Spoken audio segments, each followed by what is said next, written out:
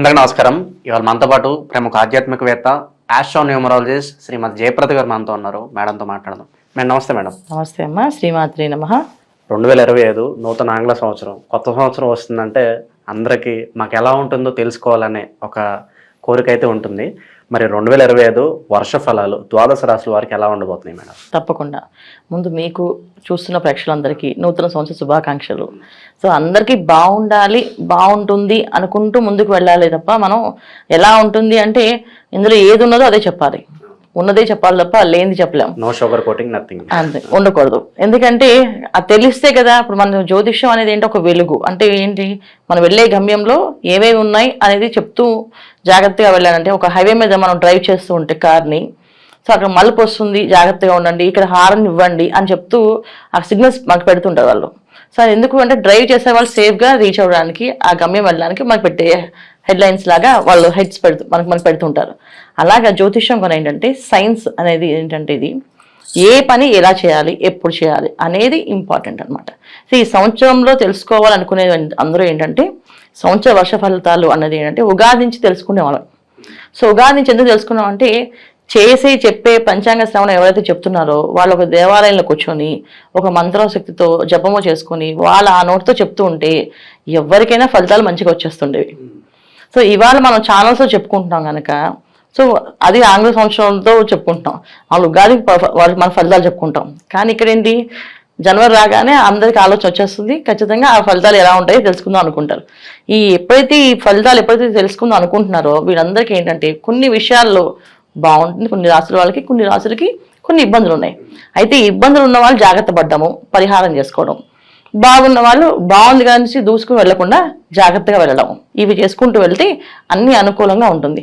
అయితే ఏ రాశి వాళ్ళకి బాగుంది, ఏ రాశి వాళ్ళు బాగాలేదని మనం చెప్పుకుందాం. మేడం 2025లో ఓవరాల్ గా మిథున రాశి వారికి ఎలాంటి ఫలితాలు ఉండబోతున్నాయి, గ్రహస్థితి ఎలా ఉంది, ఎలాంటి రెమెడీస్ చేసుకుంటే బాగుంటుంది అంటారు? తప్పకుండా మిథున రాశి వాళ్ళకి ఈ సంవత్సరం బాగుంది, బాగుండాలి అనుకుంటూ ముందుకు వెళ్ళాలి. ఎందుకంటే మిథున రాశి వాళ్ళకి గ్రహస్థితి అంత అనుకూలంగా అయితే అనిపించట్లేదు. ఉండే ఇబ్బందులు, వాళ్ళకుండే ఆలోచన విధానం అన్నిటికీ కూడా ప్రతిదీ మార్పే. అంటే మేము ఇలా ఉండేవాళ్ళం కాదు, మేము ఇలా చేసేవాళ్ళం కాదు, కానీ మాకు ఎందుకు ఇలా అవుతుంది అనే సొంత ఆలోచన వాళ్ళకి మైండ్లోంచి వస్తుంది అనమాట. చాలామంది ఏంటంటే వాళ్ళ పని వాళ్ళు చేసుకుంటూ వెళ్ళిపోయే వాళ్ళు అంతా ఈ రాశి వాళ్ళు. జనరల్ మిథున రాశి వాళ్ళు అంటే ఏంటంటే ఏ విషయాలు పెద్దగా మైండ్లో పెట్టుకోరు, ఎక్కువ టెన్షన్ పెట్టుకోరు, లైఫ్ ఎలా వెళ్తే అలా వెళ్తుంది కదా అని అనుకునే మనస్తత్వం ఉన్న వాళ్ళే మ్యాక్సిమం వీళ్ళంతా అలాగే ఉంటారు. ఎందుకంటే అంత డీప్గా ఆలోచించి బాధపడి మనం ఏం చేస్తాం, సాధించేది ఏముంది ఇందులో, మనం ఏం చేయలేం, మన చేతుల్లో ఏం లేదు, అంత భగవంతుడి చేతుల్లో అని అనుకుని వీళ్ళు ఎక్కువగా అనుకుంటుంటారు. సో అలాంటి వీళ్ళకి ఈ సంవత్సరం కూడా అలాగే అనుకుంటూ ముందుకెళ్తే బ్రహ్మాండం. ఎందుకంటే వీళ్ళకుండే నవమ స్థానంలో శని భగవానుడు అంత యోగ్యంగా లేరు. ఎందుకంటే భాగ్యస్థానంలో శని భగవాన్ పాపగ్రహాలు ఉన్నప్పుడు ఏమవుతుంది అంటే కుంభరాశి ఆయన ప్లేస్ అయినప్పటికీ కూడా, అంటే రాశాధిపతి శని భగవానుడు కుంభరాశిలో ఉంటే మంచి ఫలితాలే వస్తాయి కదా అని చాలా మంది అనుకుంటారు. కరెక్టే, కానీ మంచి ఫలితాలే వస్తాయి. కానీ మిథున రాశి వాళ్ళకి ఎటువంటి ఇబ్బందులు వస్తాయంటే ఆయన అక్కడ వచ్చేసాను భాగ్యస్థానం అయింది. ఆ స్థానం ఏంటంటే ఏవేవి ఇబ్బందులు ఉంటాయి వీళ్ళకి అంటే తండ్రితో విరోధాలు, బంధువులతో కాస్త విరోధాలు, తండ్రి తరఫున బంధువులతో కానీ వాళ్ళతో కానీ ఇబ్బందులు. ఎందుకంటే కదా 9th హౌస్లో శని భగవానుడు, దశమ స్థానంలో రాహు, ఈ రెండు గ్రహాలు కూడా ఏంటంటే ఒక మాయని కలిగించి తెలియని ఒక అహంకారాన్ని కలిగిస్తాయి. రాహు ఏం చేస్తారంటే మనకే తెలియకుండా ఒక అహంకారం వస్తాయి. అంటే మాటలో కానీ కొంతమంది చూడండి ఒక స్మైల్లో కూడా అహంకారం కనిపిస్తుంటుంది. అంటే అది వాళ్ళు జనరల్గా అలా అహంకారం అనిపించదు, వాళ్ళు మామూలుగా స్మైల్ ఇచ్చి ఉండొచ్చు, కానీ చూసే వాళ్ళకి అది అహంకారమైన స్మైల్ అనిపించేటట్టుగా అని చెప్పించేది ఏంటంటే రాహు ఒక ప్రభావం అనమాట. సో దశమ స్థానంలో రాహు. కానీ ఇదంతా గ్రహస్థితి ఇలా ఉన్నప్పటికీ గురువు అయినా మంచి ఫలితాలు ఇస్తారంటే అతను కూడా మంచి ఫలితాలు ఇవ్వట్లేదు. దీనివల్ల ఏంటంటే డబ్బు అనేది ఆగిపోవడము.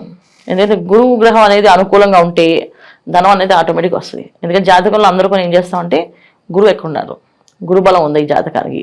గురుబలం ఉంటే చాలు, ఆయన ఒక్కరు ఉంటే మొత్తం అన్ని కూడా ఏదో ఒకటి చేసి రాకొస్తారు. ఎందుకంటే ఆయన చూసే చూపు, వీక్షణ అన్ని కూడా మనకి మంచి ఫలితాలు వస్తాయి.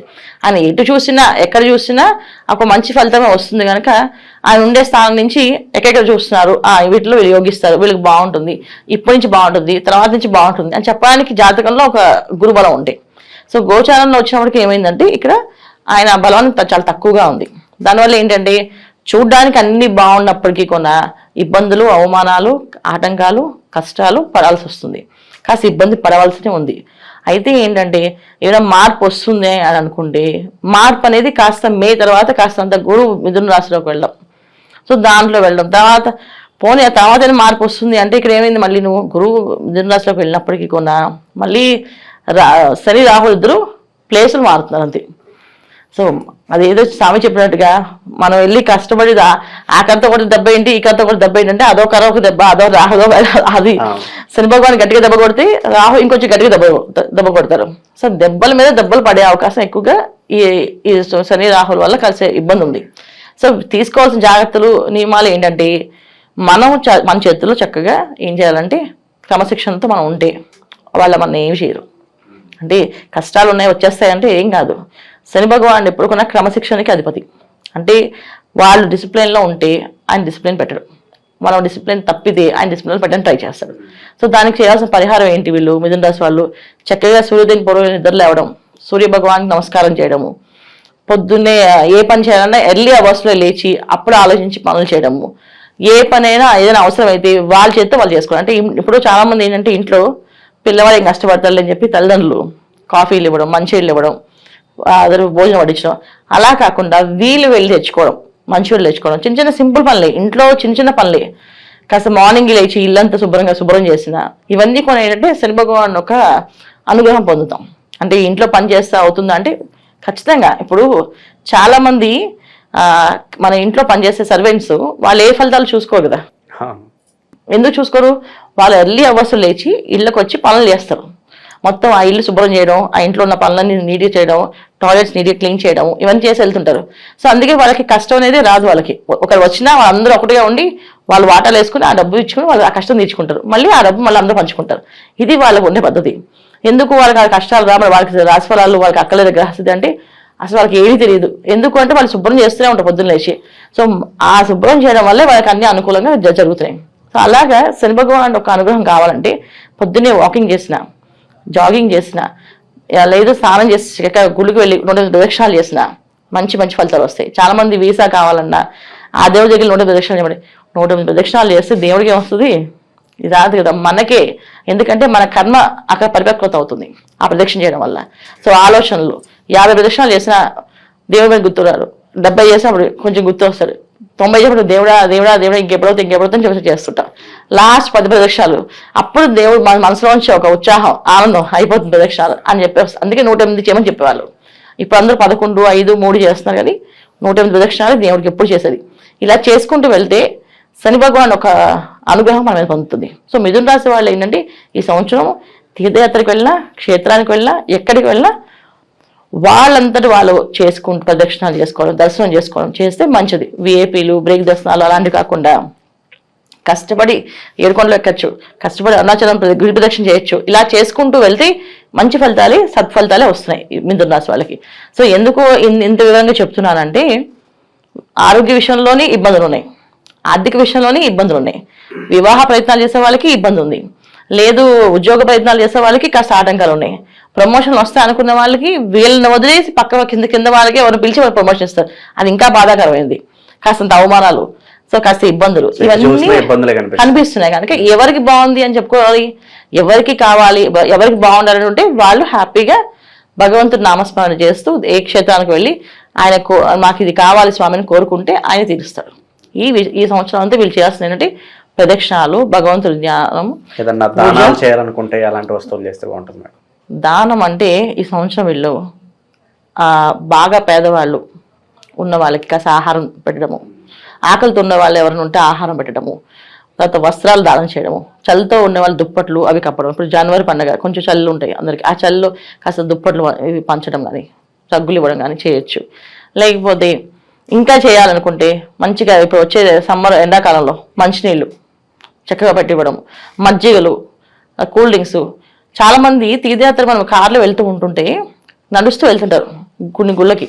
వాళ్ళు మొత్తం తిరుపతి క్షేత్రానికి చాలాసార్లు చూసారన్నమాట. వెళ్తూ ఉంటే ఎక్కడి నుంచో నడుచుకొని వస్తారు. వాళ్ళు ముఖ్యం ఏంటంటే తిరుమల వెంకటేశ్వర స్వామిని నడుచుకుంటూ వెళ్ళి దర్శనం చేసుకుంటాం అని, అంటే వాళ్ళ ఊరు నుంచి నడుచుకుంటూ వస్తుంటారు. అలా ఎవరైనా మనకి తీర్థయాత్రికులు కనిపిస్తే అక్కడ కారు ఆపి వాళ్ళ చల్లని పదార్థాలు అంటే మంచినీళ్ళు, కూల్ డ్రింక్స్ అలాంటివి ఇస్తే కూడా మనకు పుణ్యం వస్తుంది.